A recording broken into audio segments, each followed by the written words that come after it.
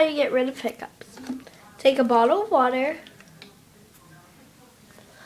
and you can do this sitting or standing up. I'm going to sit, and then I'm just going to lean down a little. I'll do it from the side. And then just lean down a little. And then I'm going to pick my head up.